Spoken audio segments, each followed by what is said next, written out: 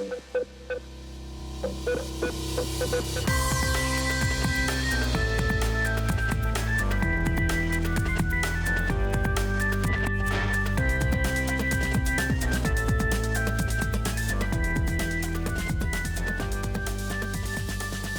back to Burn the Haystack with Josh and Jesse. I'm Jesse. And I'm Josh. And this is a show all about saving the best and burning the rest. Totally. Did you notice my, what's the word? I forgot what the word Intonation? is. Yeah, it was Your at tenor? different spots. Yeah, your energy is different. I tried to match your energy. It's weird. It's weird. I'm frightened. Hold me, Josh. Well, energies, auras, yoga stuff. I don't know. Crystals. Weird. All right. Anyway, Do you remember I always find it weird when somebody says, something about your energies. You know? Yeah. I mean, I get the context of what you were saying, but I don't know if you've ever had somebody talk about your energies or auras before. Yes, not all the time, but yes, it has happened before, and it is weird. I can definitely see how you could talk about it in the sense of you've got a different energy. It's like a vibe. I understand vibes, but when it comes to an aura, I'm I don't know, what is that? What is I mean, I guess I'm happy that it makes sense to their worldview for them, helps them make sense of the world, but I'm just not there. Maybe I need to do a bit more research into it. But vibe, like a vibe check, totally get that. Vibe check. That's different though, isn't it? I feel like that's like a meme that went up and then went down. Vibe check. True. Yeah. Well, anyway, vibe check for today. We have a great episode in store for you. That's full right. Full of vibes, energies. Sacrificial vibes. It is. I don't know. There's a sacrificial aura around this podcast today. Is that how that works? I don't know. It's probably is significant to somebody and it's really bad, but I don't know. Probably. Anyway, today we are continuing our series that we've been doing on finding grace in the Old Testament. A little bit of a heavy series, but very necessary. And so far we've gotten a lot of really good feedback, which is good. I've enjoyed it. I don't care about the feedback, man. I've been enjoying it. It's a good, well, that's the thing. Regardless of if people listen to it or not, I've been enjoying making sense of this stuff for myself and having to turn it into a presentation to bring into a 1 hour discussion. It actually helps me understand the topics more. And I'm sure it'll come in handy somewhere down the road. Absolutely. Don't they say that you learn as you teach? That sort of thing. So sometimes the best learning experience is when you teach it. So we're learning too. Wholesome. Very wholesome. Yeah. So as Jesse mentioned before, this episode, so last episode was about the Old Testament genocides. This one is about kind of the sacrifice in the Old Testament. It's around those rituals, animal sacrifice, all that kind of stuff, which again is super heavy for us to think about because it's so foreign to us in our culture, at least. We don't do that. Even though it still happens in many parts around the world, and it's very normal in a lot of parts of the world. But for us, it's just so not normal. So it can be really hard to read and make sense of. But anyway, so that's what we'll be getting into today. We got some really good stuff lined up, some interesting thoughts to go over that I'm excited about sharing. But first... But first, we have to do the question of the week. Woo! So today, I have the question of the week because I thought, enough is enough. When am I going to have my turn? So I put my foot down. I've said to Josh, I'm not happy with this, and I want to do it. And Josh very graciously stepped out of the way and said, you know what, Jesse, you do this one. All right, I'm going to stop that now. I mean, it's kind of true. I don't know. I don't really care. But anyway, I had a question of the week while I was doing the dishes today. And I thought, you know what? If Josh doesn't have a question of the week, I want to ask this one. So my question for us this week is, if you could spend 10 minutes with any biblical character, who would it be? From any era. I mean, we've got a book, man, that spans thousands of years of history. We have human beings. We have mystical beings. I mean, look, you could just say Jesus or God or whatever. I feel like that would be a bit of a cop-out. If you want to, that's fine. But if you could spend 10 minutes with any biblical character, who would it be? I'll go first. First. Okay. I just want to say that my default answer would be Jesus, but obviously, but for the sake of this, to make it more interesting, I'm not going to do that. Okay, great. All right. I mean, we can spend time with Jesus any day, any hour, any moment. He's always there. Reach out to him, pick up the phone, telephone to Jesus every day. All right. Now, just going through the songs that I sing at preschool. If I could spend 10 minutes with any biblical character, and okay, this might come out a little bit of left field, and it's not an actual you could there's a few named characters, but an angel, right? So especially in the Old Testament, like we think of angels as these robed figures with wings, and they look like elves from Lord of the Rings. That's kind of the vibe check that they put off. But in the Old Testament, man, we get some weird images of angels, or you could probably just put these under the category of spiritual beings, celestial beings. You have some angels that are they're four wings and they cover their face. Some of them have 6 wings, and some of them cover their face. Yeah, just wings everywhere. Some of them look like lions, like griffins. Some of them are just wheels covered with eyes. I'm thinking Daniel and Ezekiel, especially. That's the main point of reference that I think. Yeah, it's like I think the biggest thing that you could compare it to is if you were in a H.P. Lovecraft story, and you meet a Cthulhu, Lovecraftian old god type character, except unlike Cthulhu or Yog-Sothoth or any of these horrible things that are just going to drive you mad. They'll drive you mad maybe, but they're not malevolent. They're not demonic, but they're equally, I think, confusing and mystifying, and probably, I mean, can you imagine being an Old Testament prophet? Imagine being Daniel or Ezekiel or even John the Revelator and seeing these beings and trying to compute what they are, who they are, and how they fit into God's creation. I just don't know how that's possible, but I wouldn't mind meeting one. Yeah, I think when you read the description, it begins to make a lot more sense why they would always say "fear not" when they first start talking to people. They're like, "Fear not." That's covered in eyes and fire and stuff. You're like, "Oh my gosh, okay, I'll try." Yeah. So that's mine. That's mine. 10 minutes with an angel. I don't know. It could be the seraphim. It could be the cherubim. Maybe it's the wheel with the eyes guy, who apparently is like a chariot wheel. I don't know. It's very confusing. I wouldn't be keen on the eyes guy. That wouldn't be my first choice. But Josh, fear not. Sorry, man. That's a little bit outside of my fear not borders. I don't know. Yeah. Maybe the 6 wings. Yeah, probably the ones. Yeah, it's it's when Isaiah has the vision and the robe fills the temple. Oh, yeah. That's one with the 6 wings and they cover their feet and their. Yeah, probably those ones would be the ones I'd rather spend time with if we're talking angels. Yeah. That'd be interesting. Wow, that did come out of left field. My answer feels really boring now.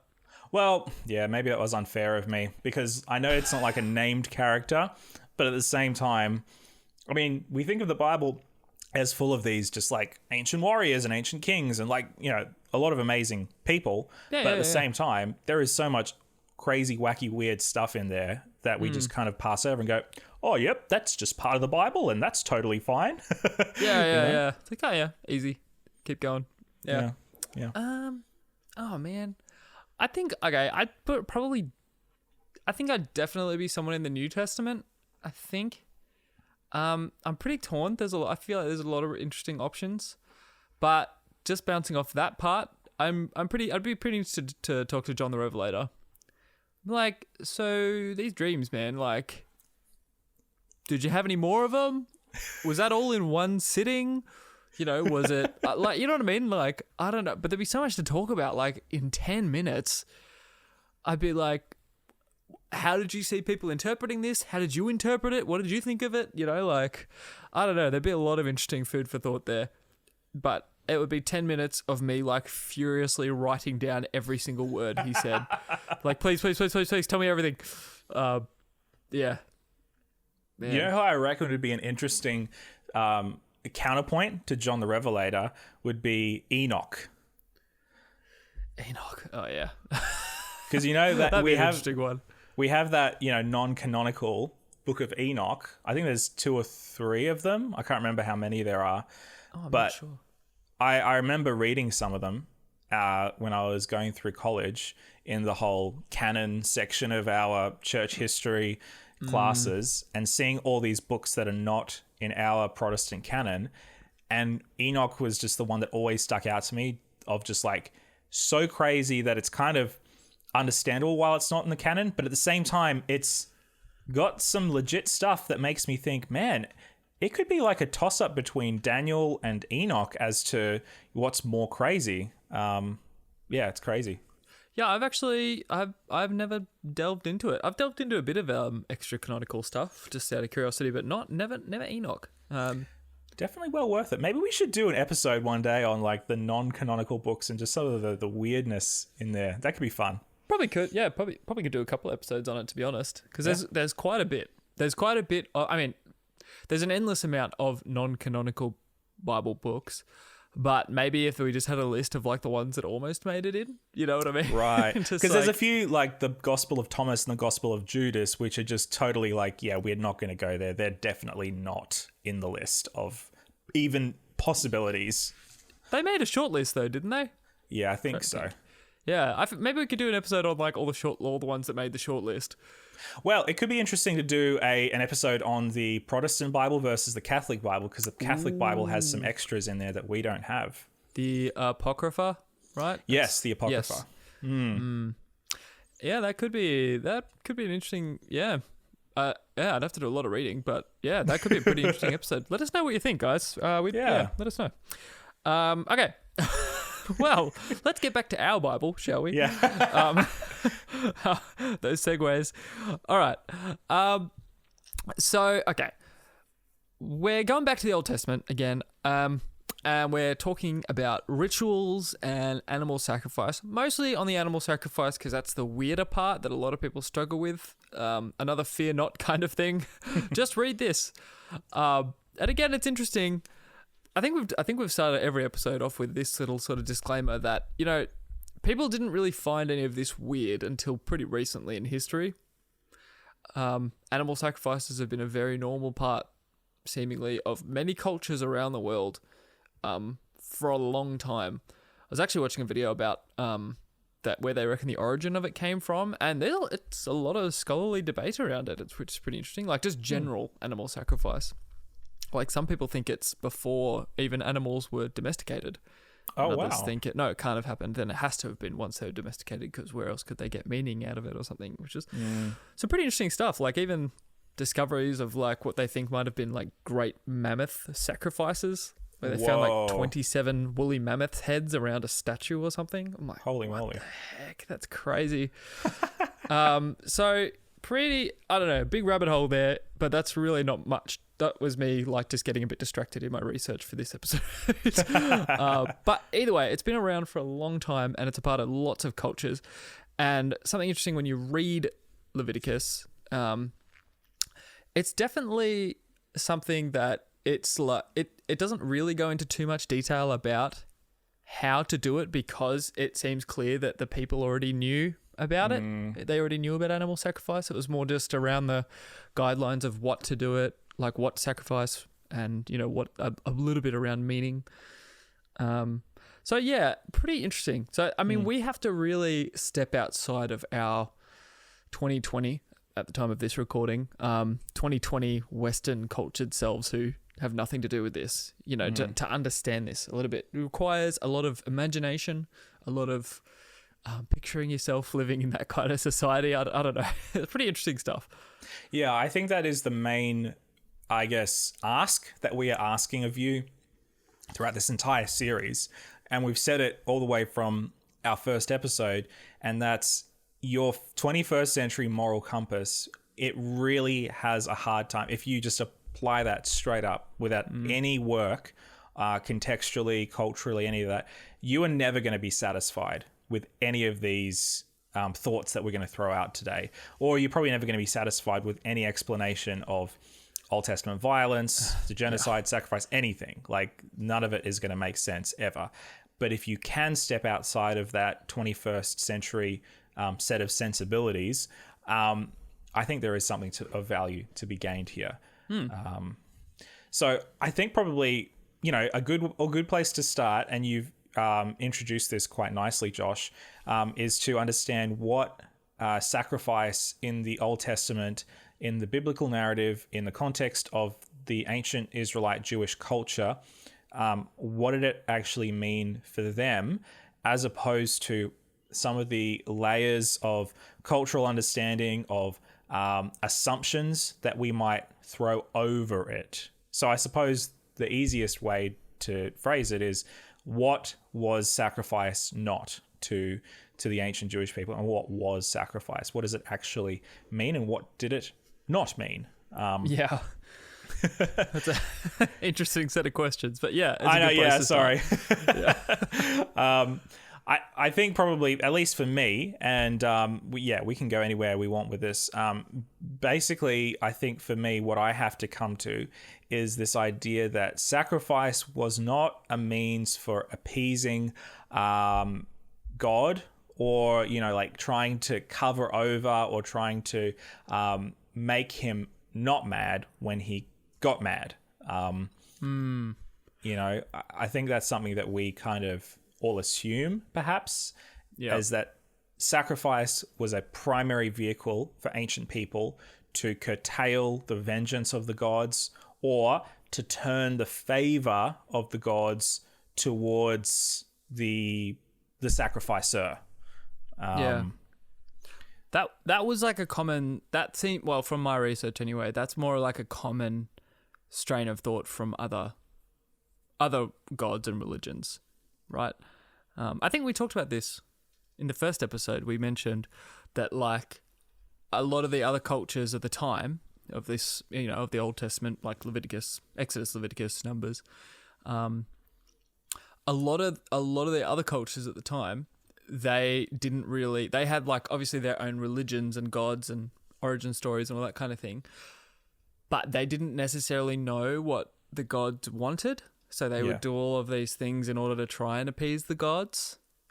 So that's why, like, this one is very different, because it lays out exactly what's expected. Whereas the others were like, and they were a bit fickle. So you could think you're doing okay, and then all of a sudden someone in your tribe gets hit with some sickness, and you're like, the gods are angry. We didn't do it right, or something. It's a different mindset in the Old Testament.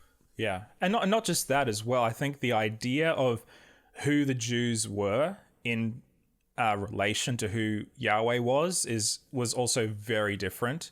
And I think we kind of just take this for granted, the fact that every human being has value, and that we are made in a divine image, whether we believe or not. I think we all share in common this understanding that your human life is important, and my human life is important, not just as collective members of a greater whole, but as individuals.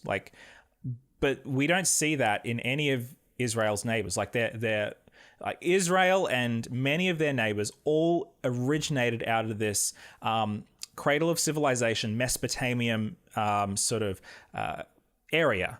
And the stories that Israel's neighbors told about who they were in relation to who the gods were, very different story. They shared some similarities, like both the Genesis account and the Enuma Elish, that was the Babylonian, Amorite, Canaanite sort of creation story, share some commonalities. But when Marduk creates human beings, he creates them to be slaves and servants of the gods. He creates them to be people that wait on him and the gods hand and foot. And so the Canaanites, they would have believed that they were not made of the gods, that they were made for the gods, to be the gods' slaves, to be the gods' servants, and that the king was representative of the gods, and therefore they were to serve the king, they were to serve their leaders, but that ultimately they didn't have individual significance, power, or value, whereas Israel's God actually says, "You are my chosen people. I have crowned you with glory and honor. You are special. You are of me. You are created. You're made in my image." image. Exactly. And so the fundamental posture of Israel's God is different to the fundamental posture of Israel's neighbors' gods. Whereas Israel's neighbors' gods are fickle and we don't know how they feel, we know how Israel's God feels about his people. There is a fundamental posture of positivity and love and value that Yahweh emanates and expresses to his people and indeed to the whole world. Whereas Canaan and their neighbors, their gods are kind of more like people, you know. They are fickle, they change their minds, they have lustful, you know, they fight, they scrap with each other, they're jealous, and you can't rely on them. Whereas Yahweh is the opposite. You know, we didn't create Yahweh in our image. Yahweh created us in his image. He is the fundamental origin for human beings, not the other way around. Interesting. Yeah, and I think that's the thing. You see those other like pagan gods. You're so right, actually. You see that other like the other, I don't know, what do you say? Like the other deities, the other like pictures of God that other cultures had. You see them, and their flaws are so human. You know what I mean? Like it's, I don't know, it's that like an immatureness that you don't see in the like Judeo-Christian God, which, I don't know, like you don't realize how radically different our God is compared to the other gods they had at the time. It's very contemporary and very extraordinary. Yeah. And a God that you want to follow, I guess. Yeah. Not and that you're forced to. There are many scholars who will contend that though we don't have the progression of morality in the Old Testament that we might expect in a 21st century context, that the stepping stones are actually there for Israel and its successors to become a people that are much higher level morally, intellectually, spiritually than their contemporaries. I think in some ways we have kind of made God into this angry sort of Zeus-like. We've talked about this in the last two episodes. We've kind of made God into Zeus. We've made Yahweh into that Greek Hellenistic image. Yep.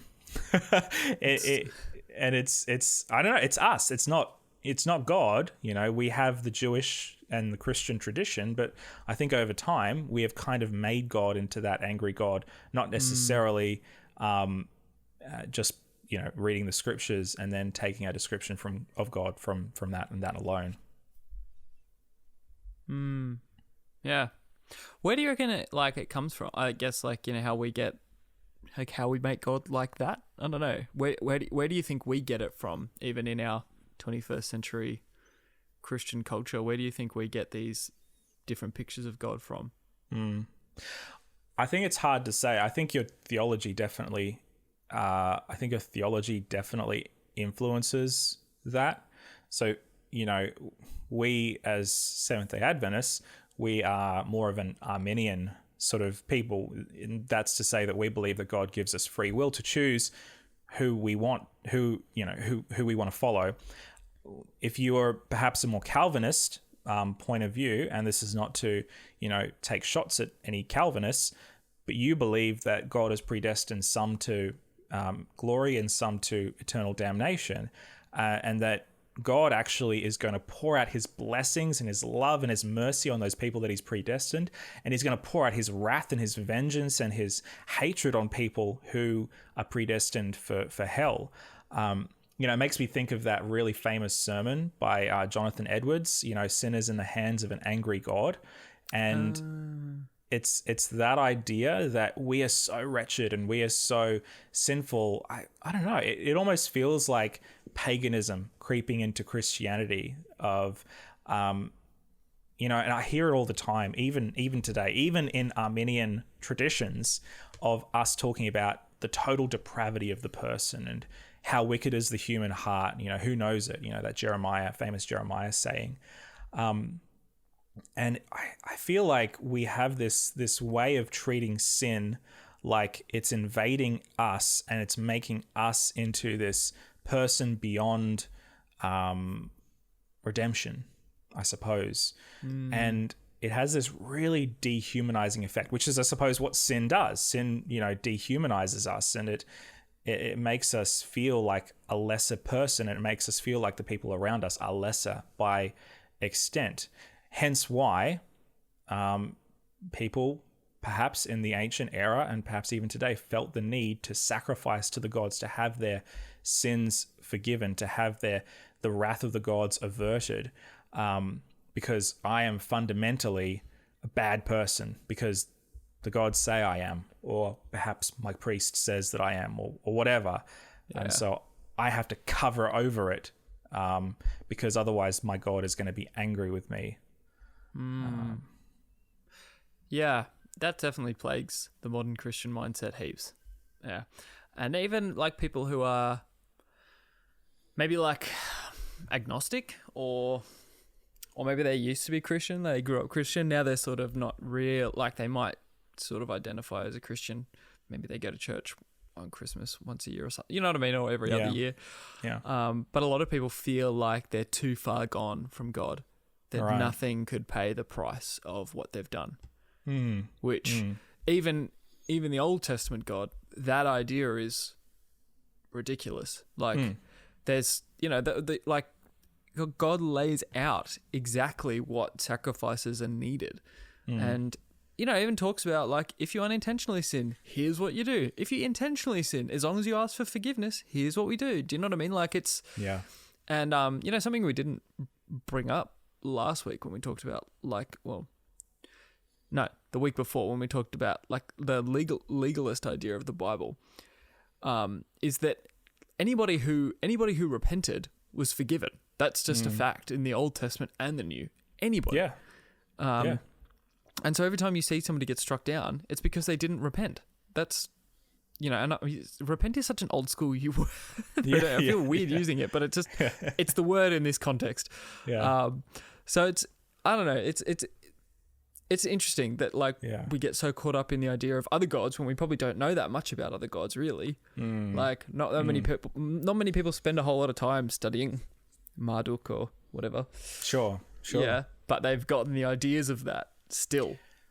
Well, the reality is that a lot of Western Christianity today is heavily influenced by Platonic, Hellenistic, sort of Greek philosophical thought, which was then in turn influenced by very ancient philosophical, religious, spiritual ideas, which is just how the world works. You know, you pass on some knowledge and then the next person builds upon that and then somebody else takes that. That's just how things work. But in the context of the church and especially Christian theology, I think, maybe this is going to be a very naive statement, but I would think that our primary source should be Jewish theology, and we would be very, very hesitant to incorporate anything else outside of that tradition.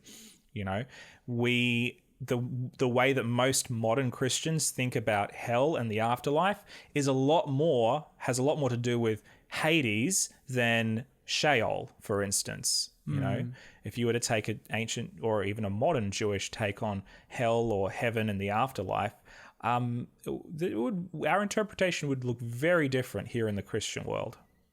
Yeah, totally. All right. You made some notes, so we have some notes about Jordan Peterson's interpretation of sacrifice. I think it'd be cool if we jump there, and then we'll have a little break after that, and then we'll come back. Yeah. Well, hey, look, I don't profess to have my head fully screwed on when it comes to this, which is so classic Jordan Peterson. Yeah. Like, I'll listen to something from him and I'll be like, that's so good. And then somebody asks me to explain it and I'll be like, I cannot. Like, the words just do not come out the way that I want them to. So maybe I'll link an excerpt of him talking about this, but just to kind of get at where this connected with me. Jordan Peterson, he talks about, and he did a whole series of biblical lectures on just Genesis, like, I don't know, like dozens of hours of lectures just on Genesis alone, approaching it from a philosophical, psychological point of view. So he's not a dyed-in-the-wool Christian. So take this more as a symbolic interpretation. But anyway, he talks about sacrifice in terms of making a deal with the future. And he talks about the difference between seeing life as being primarily material versus seeing life as primarily about ideas and concepts and those sorts of things. So, for instance, if an ancient person makes a sacrifice, he poses the question, what are they doing? He posits that most people act things out before they fully understand why they act them out. So, for instance, if you have a toddler and they're crawling around and they grab something and they put it in their mouth, they're acting out something that they don't quite understand. They see something and they want to taste it and touch it, but they don't like physically know why they want to do it. They just want to do it. And we do this all the time in all sorts of different ways. People are drawn to religion and ritual, and half the time we do things without even understanding. Like, as a child, I knelt to pray with my family even before I understood why we knelt to pray. And to be honest, I still don't really know why we kneel to pray, but I still do it because it was sort of ritual form that I did that felt right, and it felt appropriate with the action that we were doing, to bow our heads, close our eyes, sometimes fold our hands and pray, and kneel on the ground and pray. So he talks about sacrifice as making a deal with the future, and the basic idea is that if you're like a caveman living in caveman times or whatever, and very specific. Thank you. Exactly. Everybody knows where we're at. And you're hunting like an elk. You bring the elk down, and you have a couple of choices. You eat the whole thing right there and then, and you're full for a couple of hours, maybe a day, depending on how much you actually eat. Or you could eat some of the elk and then dry some of the other elk out, or store it in the snow so that you are saving some for later. And so what you've basically done is you've made a deal with the future. You have sacrificed eating all the elk for the hope that in the future you will not be hungry because of what you have sacrificed in the present. So then he likens that to offering a sacrifice to the gods or to God. You would then offer a piece of that elk. Maybe you would eat some of it, you would save some of it, and then maybe you would offer some of it to the gods or whatever. And the idea is the same as storing the elk in the snow or drying it out or whatever it is that you do. You are taking some because you need it now, you are saving some for the future, and then you are offering some to whatever deity you follow in the hopes that that deity will bless you with more elk in the future. The same principle is in place when you take some of your elk and you share it with the neighboring tribe. Because maybe if you do that, they won't attack you in the night because they'll think, hey, I could trade, or maybe they'll give you some fur or something like that. So the idea of sacrifice, he kind of abstracts it into a very, very symbolic sort of practice. Yeah. and it's like you wouldn't get that probably just from reading the Bible alone. No, yeah. I think there is an interesting point there, though, around... I think it's almost another misunderstanding that some people have of biblical sacrifice is that it's like, well, again, it's appeasing with God, but it's also like, I'm going to do this for you now, God, so you got to make sure you do something for me later. It's really verging into prosperity gospel kind of territory. Do you know what I mean? It's like planting a seed. I give to you now, you give to me later. That's how this works. You've made sacrifice a transactional model.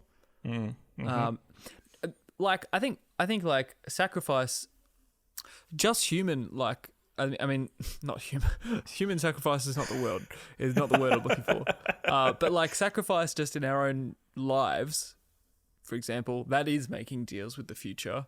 But then biblical sacrifice, like the kind of sacrifice you see throughout Leviticus, is not really making deals with, not really making deals with the future. I don't know. No. So here's the thing. I think that his interpretation is really interesting, and I think it's cool on a psychological level because it definitely tells us something about the human spirit. But I actually think he's missed the point as far as what biblical sacrifice is all about, as we will explore very soon. But I think that if nothing else, if you totally disregard everything that we're about to say in this next section, I think that Jordan Peterson's interpretation is very good in the way of explaining sacrifice in just about every other culture of the world. Yeah, I would agree. Yeah, that's really cool. All right, should we take a quick break? Let's do it.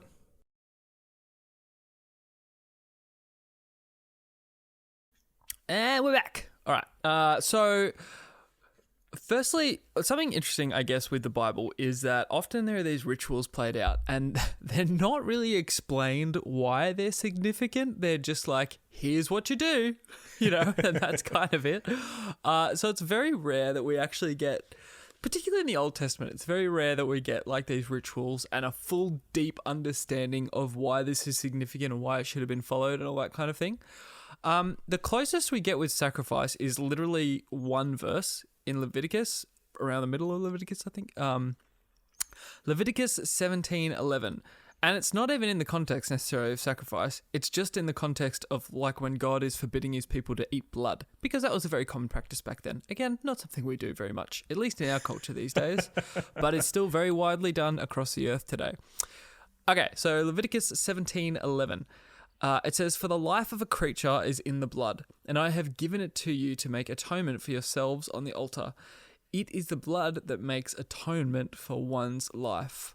And then that's why he says, "None of you may eat blood." So essentially God is painting this picture that blood is like this, it's life. But the cost of sin is to take away life. That's what sin does. It takes away life, both your physical life, but also like the abundance of your life gets taken away by sin. We see it all the time. That's like our world has become harder to live in and our life has become less abundant because of sin. And so that's why sacrifice is there. That's the system that is in place to like perpetually pay for and show us the cost of our sin as a people, which is pretty interesting. So that's like the explanation for it, which is cool that we get that. And it's like an off-the-cuff comment. And I'm like, thank goodness. It makes a lot of things make sense, which is cool. So that's really what this system is about. But throughout Leviticus, you sort of get a picture of there's different kinds of offerings. Like you sort of make different sacrifices and they can mean different things or different kinds of offerings basically. And so this particular article I was reading had a really good summary of the 5 of them in a little bit more depth than what we're sharing. I just grabbed bits from that article where we will share a link to that in the show notes so you can go and check it out for yourself. But yeah, basically the 5 different kinds of offerings, which is really cool. Maybe Jesse, do you want to start off and then all right. We can alternate. Yeah. I don't know. Be a bit of fun. Cool. All right. Well, so the first kind of offering that want to talk about today is the Olah. Hopefully that's how you pronounce it again. But yeah. It's kind of funny, but Olah. And it is literally an offering of ascent. And the most common sort of interpretation of this is the burnt offering. The purpose of the Olah, or the burnt offering, was kind of like the general atonement of sin and an expression of devotion to God. If you guys want to check out sort of the instructions for the burnt offering, because there are many instructions and they're quite in depth, you can find that in Leviticus 1 verse 3 to 17. Leviticus 1 3 to 17. That's the Olah. Yeah. And again, this is the kind of offering where it's really different. Like the big contrast between the Old Testament burnt offering and the Canaanite burnt offering was that the Canaanites would offer children as burnt sacrifices for their own atonement. Yes. Whereas this one is like a bull, sheep, goat, pigeons, that kind of thing.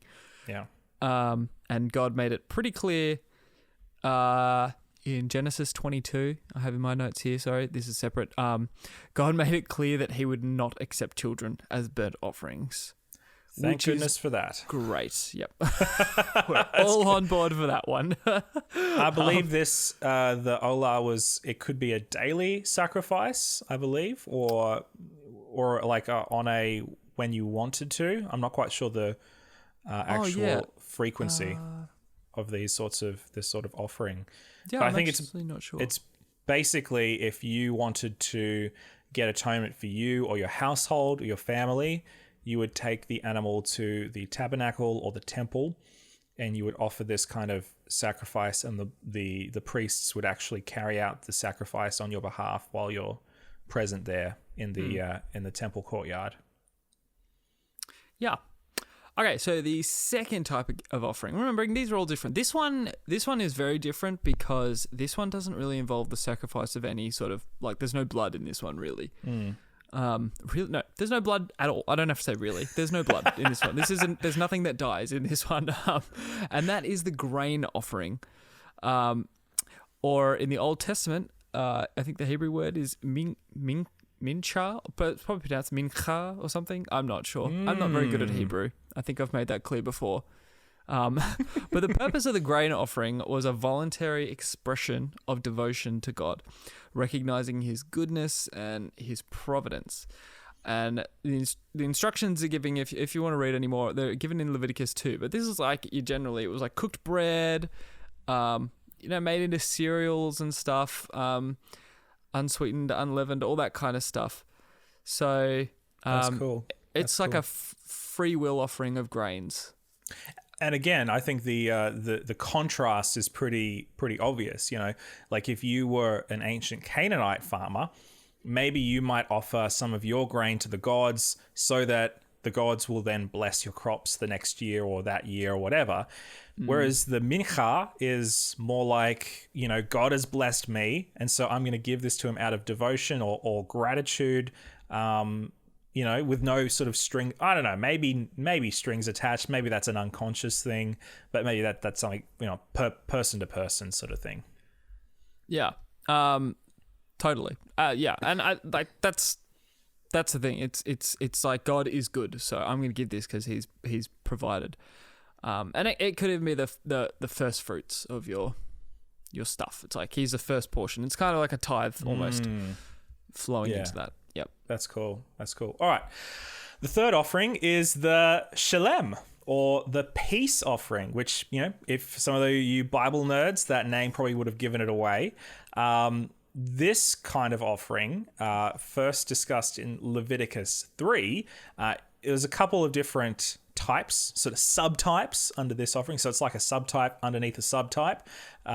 So you have the Thanksgiving offerings, which you can see in Leviticus 7:12.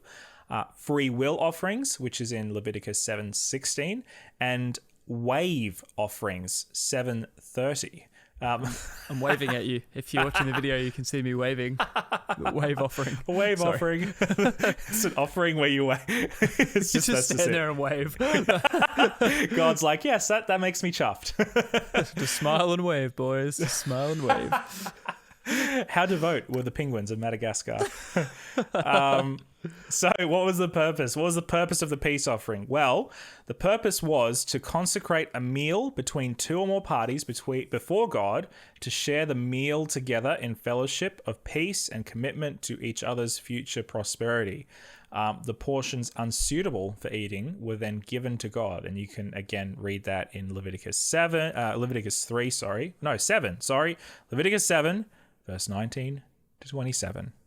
All these numbers are just so confusing. But my my interpretation is basically if you wanted to go into some sort of maybe business partnership, or you were trying to mend an argument or a rift between two different parties, you would offer a peace offering. So you were kind of making peace before each other and perhaps some other witnesses, but also before God. So that would be a pretty big deal. The high priest sort of officiated this one. Okay, cool. I think I might be wrong on that one, but anyway. But yeah, this is really about people, and it's interesting that like the part unsuitable for eating would be given to God. You wouldn't think that, like normally you'd think like God's not a picky eater, so I guess that's just how it goes. So yeah, pretty interesting. Okay, the fourth offering was called it's CH again. I think this is like Katath, or it could be Chat. It's probably not Chatath, but I see it and I think Chatath. If you're Jewish, you can correct our pronunciation. Otherwise, or if you're good with Hebrew, you know what? Where's Mitch Strawn when you need him? That's true. Maybe we should get him his stuff. I'll just get Mitch to pronounce these things, and I'll just insert them in the edit. That'd be a great edit. Yeah. All right. So this is like literally the sin or sin offering. The primary purpose of this offering was not to atone for sins, see, that's the difference, but rather to purify oneself for re-entering the presence of God. So something really important to keep in mind when interpreting and thinking about this system of sacrifice was, back then, a big thing that you see throughout Leviticus, and I think Numbers as well, is this like system of there's clean, unclean, and then there's holy, right? So it's not really like, I don't think it's really a sin to be unclean. It's just like, you wait a week and it's over, or you give this special offering and it's done. And it just sort of happens. Like if you come into contact with bodily fluids, or, you touch a dead body, like somebody's got to move the body out of the camp if somebody dies. So like being unclean, it's just a general state. It just happens. It's not really a sin. But it's only when you're clean can you enter the holy place, if that makes sense. Or like you can be with the holy presence of God. Again, this is about God wanting to dwell with his people. So this isn't necessarily atoning for the sins. This is just like cleansing, so that it's like having the right to vote sort of thing. It's like either you're registered so you can go and vote, or you're unregistered and then you can't go and vote. Interesting. Yeah, that's a good analogy. Yeah, I stole it from somewhere. I can't remember where, but I'd love to take credit for it, but I can't. So that's you're so wise, really, Josh. No, just a read. So yeah, that's what you gotta think about with this one. Yeah, I think that's cool. That's about everything. Cool. All right, and there is one last kind of offering, and it's fairly self-explanatory. That's the asham, which is traditionally translated as the guilt offering, which should pretty much tip you off as to what this one was all about. Now, it's not necessarily like when we think of guilt, we tend to think of, I've done something wrong and, I feel so bad about it and I'm bad and blah, blah, blah, blah, blah. It's not necessarily about like your moral compass or your conscience or anything like that. It's more to do with the idea of owing something or having a debt. So if you were to do something wrong morally, and you recognize that you've done something wrong and you are kind of, maybe we would say, penitent for that sin. Good word choice. Yeah, it's very sort of Middle Ages sort of thing. But yeah, if you were sorry for that sin and you wanted to make it right, I suppose that's the main thing. If you wanted to clear your debt, you would perform an asham, and you would go to the priest and you would offer a guilt offering. And after maybe you would, do a shatath first. Maybe you would do, I don't know, a purifying offering. I'm not quite sure. But you would eventually want to get to that place. It's not just like that first burnt offering, not the olah. It's not just like a general thing. It's like, I specifically want to get forgiveness, or I want to get reconciliation around something very specific. So whereas an olah is more like a general atonement for sin, like I want to make sure that my family, myself, my servants, whatever, we are all clear with God. The asham is more like, I actually need to get very specific forgiveness for this very specific thing. Yeah. One thing on the article we're gonna link about this. As such, this offering had a specific monetary value, and one who owed another an account of a debt due to sin could repay it in silver rather than by sacrificing a ram. So, in addition, a 20% fee was assessed and given to the priest who mitigated the debt. So like you can see, this is for very specific actions, if that makes sense. Yeah. Pretty interesting. Yeah. No, that's cool. So those are the 5 different types of offerings that we see specifically in the Old Testament narrative in Leviticus, and in this sort of description of all the comings and goings of Israelites and the temple activities and all that sort of stuff. Any other thoughts or comments on that, Josh? Well, okay. Some people are probably wondering why we shared all that. I think it's just interesting to know that it's almost like not all, like when we're reading, like if you're doing a Bible in 1 year sort of plan, or you're trying to read through Leviticus, it's really easy to read like those first 5 chapters, and it all just feels so samey. And when you're thinking about all the sacrifices in the Old Testament, it's really easy for it to all feel really samey, and it's all just doing the same thing. But they actually had different meanings and different significance and different roles in not just their connection with God, but also like their connection as a society, like how people treated one another and how people acted toward. Like you saw, like some of them were actually altars to do with how you related and loved your neighbor. And like how the priests would even play into helping people with that. So like, I think that's why we have to see this as like not just a religious thing, but like a societal thing in the Old Testament, which I think it adds another layer of depth and meaning to it to help us bring meaning and understanding to it today for us, if that makes sense. Yeah, it does make sense. And for me as well, like I think when most people think of sacrifice, they'll think of like a can or a pile of stones with an animal on top of it, and some old guy with a ragged beard holding a rusty dagger and kind of performing this very barbaric sort of tribalistic, sort of ceremony that kind of, it feels so out of place in our modern context, and I guess that's for good reasons. But I think the thing for me, when I read the what we've just talked about, sacrifice was actually extremely sophisticated. It wasn't just ooga booga, God angry, we must kill animal. Like it's not, that. Yeah. It's not that sort of dumb, barbaric sort of, look how backward people were. Look how, they were so unintelligent, or they were so unenlightened.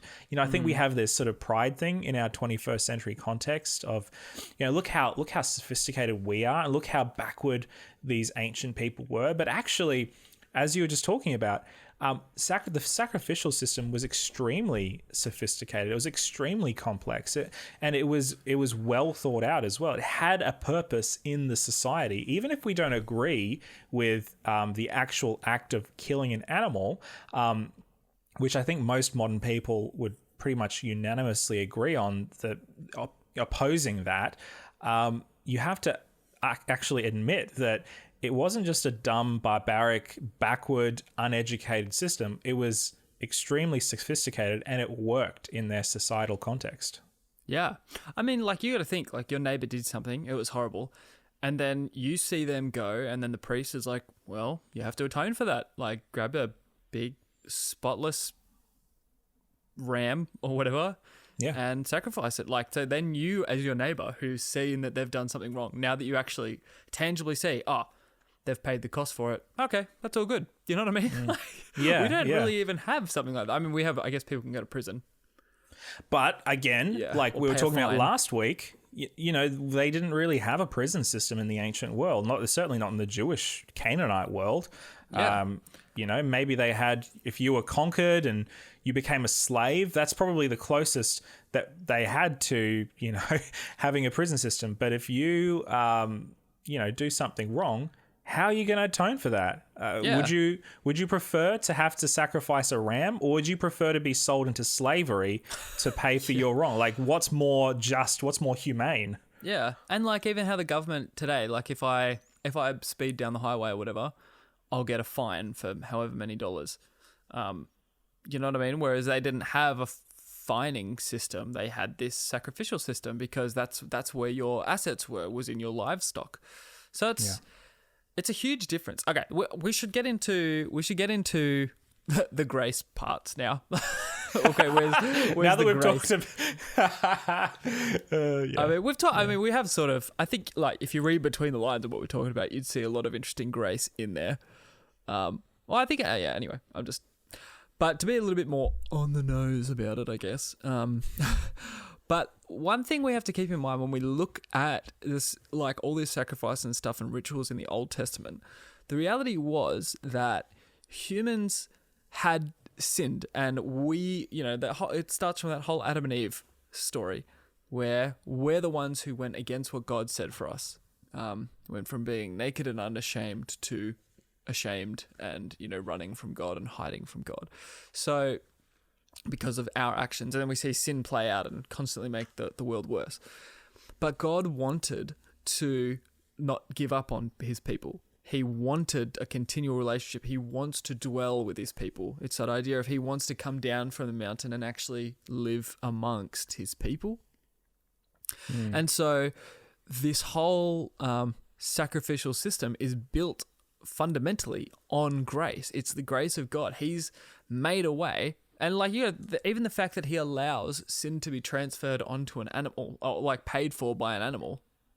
Do you know what I mean? Like, that's grace, because he doesn't have to do that in a way. He could have said, well, you stuffed up, see yous.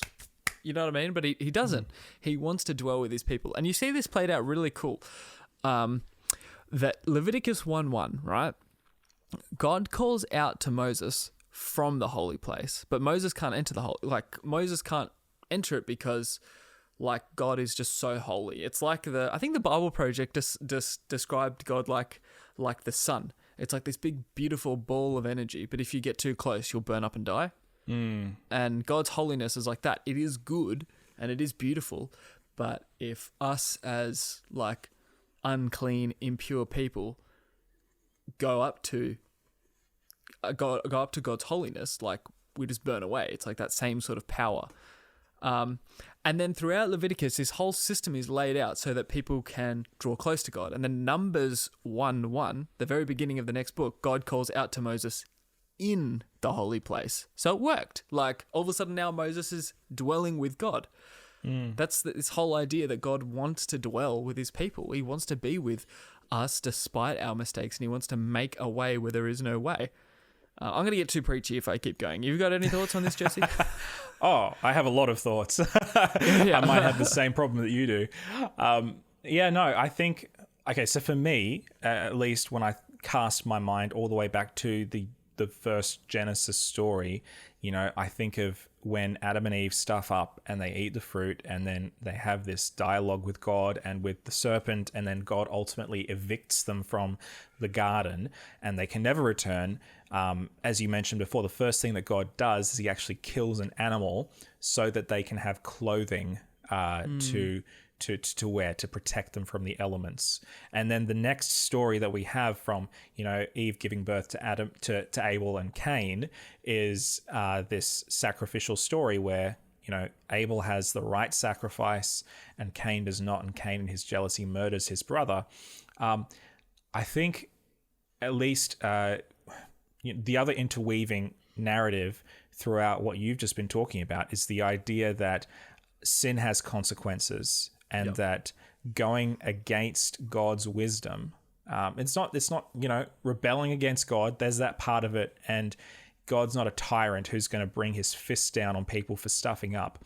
But I think what the other aspect of sacrifice is to remind the people that sin is real and it has consequences, and those consequences are serious. And I think we in our modern context, thinking we are so advanced and so, sophisticated beyond these primitive ancient people, I think we have, in a way, minimized the effects of sin. We don't live in a society where you're going to see somebody hanging from a gibbet, in the public square after they've been caught stealing bread. Apart from the coronavirus thing, people aren't dying left, right, and center because of dysentery or malaria or the Spanish flu. Like, that just doesn't happen. And so the sin that most of us get caught up in is pretty clean by comparison, at least on a physical level. It's a lot more intellectual. It's a lot easier to hide. We're a lot more private, but at the same time, we're a lot more connected. It's more subtle. And a lot of the time, we don't really see the consequences for it. If I buy my shoes from the wrong place that's making people suffer, 1,000, 2,000, 3,000 kilometers away, I don't see the consequences of the sweatshop or the slave labor or the sex trafficking. Somebody else is suffering because of my actions, but a lot of the time I don't actually feel those actions. If I have some sort of secret sin that I continually indulge in and I'm clever enough, I may never get caught, but that sin still takes its toll. And that sin, it's still serious and it still has consequences, but we minimize it. And I think what sacrifice reminds us, can have the potential to remind us of, is the fact that at some point you will get found out, and at some point sin will have its toll on you and the people that you love. It's an eventuality. Much like Thanos, it is inevitable. And sorry, I had to lighten it up a little bit. It was getting pretty deep. And so what I think, when I think back to that original story of Adam and Eve getting those animal skins, and I think of what it must have been like to them, having never experienced death before. They eat this fruit and they suddenly are confronted with the fact that something has to die. And this is a whole new concept for them. They've got, God says, if you eat this fruit, you will die, but they don't really know what that means. And then they see something physically stop breathing. We don't know if God killed the animals in front of them or whatever. No idea. Yeah. But they know that something had to cease living in order for them to be clothed. And they realize what they have done. That realization must have been absolutely crushing. And every time one of them or the descendants had to sacrifice a lamb or a goat or whatever, I think they would have been reminded of that, the fact that sin has consequences, and that sacrifice is there to remind us not to get too comfortable, too cozy with our sin. You shared with me last week a really great quote I wanted to share. We couldn't figure out where it actually came from. Yeah, I forgot. Could you just remind us how does it kind of go? Because I can't really put it into words. I can't remember where I was reading it. If I find it, we'll post it somewhere. But essentially, the idea is that when we squirm and when we get upset at like things dying because of sin, it's because, and the author of this quote shares that they think it's because we love sin too much still. We don't hate sin enough. Whereas like we underestimate how much God loves us and how much God hates sin. And so like for him, that's the cost. That's the cost you pay for this heinous, horrible, horrendous thing. But to us, we're like, oh, but what about what about this? Oh, come on, that's not, but it's because we still have love for sin. Which I found a really interesting shift of thinking in my mind. I'm like, man, do I? I think a lot of us, we do have love for sin. You know what I mean? Like you wouldn't want to do it if you didn't enjoy it, right? Yeah. Yeah. So 100%. Yeah, it's one of those things like, well, we don't hate it enough. Which I don't know how you journey through that. I'm still wrestling with it, but it's an interesting idea. It's huge. I think ultimately, and this is where this is leading us, because it cannot not lead us to this final conclusion, but I think ultimately sacrifice has to point us toward the solution to all of it, because sacrifice in and of itself cannot be a solution. Otherwise, they would have sacrificed once and then they would have been done with it. They actually had to continue doing it, day after day, month after month, year after year with the Day of Atonement. But ultimately, there was no Day of Atonement that was enough to cover the sins of the entire nation for the rest of eternity. That ultimately, there would have to come somebody or something to ultimately pay the price for the sin and the suffering and the death and the failure of the entire human race. And we're pastors, so, Get ready. Here comes a sermon. Here comes also the Easter message. Exactly. That's another really cool thing, right? God never accepted and never wanted the people of Israel to ever sacrifice their own children. I mean, sure, there's a story with Jephthah. Pardon? Is it Jephthah? Jephthah? Where he wins the battle and then he sacrifices his daughter? Oh, I was thinking with my gosh. What's wrong with me? On the mountain. With the sun. Oh, Abraham and Isaac. Abraham and Isaac. Why did I forget that? I don't know. Edit that out, please. No. Okay. But he never even makes him follow through with it, So it's, yes. God never wants that of his people. He doesn't accept child sacrifice, but then he sends his only child as a sacrifice. You know what I mean? It's a huge shift that he paid something beyond what he even expected us to pay. Mm. And not only was Jesus the Son of God, he also was God. Yeah. It's not that God was just sending his kid. God was sending part of himself. Yeah, which is... Try and figure that one out. I don't know, but that's what it says. So that's what we have to understand. But yeah, that's like God is paying a cost higher than what he ever expected us to pay. It's part of himself. It's his son. And that sacrifice is like for all this past blood and sacrifice and, the smell of blood flowing out of the temple every single day must have just been horrible. But all of that was just pointing. And like, if you use your imagination and think about it, picture it like day after day after day after day after day, picking your best goat with no spots or no blemishes on it, all that stuff day after day. The cost, you think about how many animals would have died in this process. I don't want to even try and find out the numbers. All of that pointing towards this one, the Lamb of God lived a life without blemish, who died in our place. That once for all sacrifice.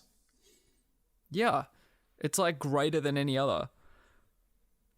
The greatest of all time. The goat. The goat. It's the goat. Oh my goodness. Okay. Jesus was the goat. Okay. Oh my word. How even? All right. What a beautiful place to arrive at. Yeah. So, I don't know. That's I guess the more standard thing that when somebody would ask about like, what about the sacrifice? It all points to Jesus. We're trying to lay it out as detailed as we can, how it does point to Jesus. Yeah. And how there was grace then, there's grace now, and there always will be grace. And now we don't have to sacrifice animals all the time, which is awesome. Yeah. We don't live in that anymore. It's already been done. It's paid for. Yeah. Yeah. And that's ultimately what sacrifice in the Old Testament was purposed for, was to point towards the ultimate sacrifice, to the point where there would no longer need to be any animals or grains or anything else that would need to be sacrificed in order that the people might become one with each other again and one with the Father. Jesus ultimately paid that sacrifice by his own blood. And as a result, we are now in the amazing position of being able to rest on his accomplishment and his sacrifice alone. We don't have to go to the altar anymore. We don't have to take our goat anymore. We can just rest on his sacrifice, and we can trust that it was enough and that he has paid the price, and that ultimately he, through his sacrifice, is going to accomplish what we never could on our own. And that is the restoration of all of humanity, of heaven and earth coming back together, for God being able to once again dwell with his people. Yeah. Oh, so good. And now, another layer of it. And now the only like sacrifice that we do have to make is really just like dying to ourselves. Yes. Dying to ourselves daily. It's like putting ourselves on the altar. That, you know what I mean? Like that's now we just die to ourselves, and that's it. Like, because the price has already been paid. Now we're just like living in a new state of being where we can just say, okay, I don't want to be that old me anymore. I'm going to put that away. I'm going to pin it to the cross. That's that price that's already been paid. And I'm going to live as a new creation. Oh, that's good. I just want to preach again. Man, start a new podcast of just like the aftermath of when we do these episodes. We can just preach. I love it. No, okay. That's really cool. Well, I think that's the end of this episode and this series, man. Yeah, that was fun. You guys, if there's anything else that you'd like us to chat about, we are open to doing maybe a question and a response episode if you guys have any more questions on this. Apart from that, I feel like we've come to the end of our journey. So I hope you've enjoyed our discussions. Let us know in the Facebook group, on email, and everywhere else what you thought, and if there's any other topics that you'd like us to cover. We've already received a bit of mail from people who are sending us suggestions and thoughts on some things to tackle in the future, so we're excited to check some of those out. So thank you for some of your responses. But Josh, if people want to get in touch with us or anything else? Well, of course, the best place to go for all things Burn the Haystack is burnthehaystack.org. It's a beautiful place, looks beautiful, sounds beautiful, and you can get in contact. It's got links to all of our social and a way to even email us directly. Cool. And if you aren't already, please subscribe to Burn the Haystack on whatever podcatching app that you are using. We are on everything under the sun: Spotify, Apple Podcasts, Google, sometimes Stitcher, Josh Podcasts, the radio, the sundial. Open your letterbox. You might find us in your letterbox. Who knows? And if you haven't already, please leave us a rating or a review on whatever podcatching app you have available to us. Helps us get out there, more listeners, more impact, and more awesome people to join this community. Absolutely. All right, well, you guys are awesome. We love you. Stay awesome. That is Josh and Jesse out.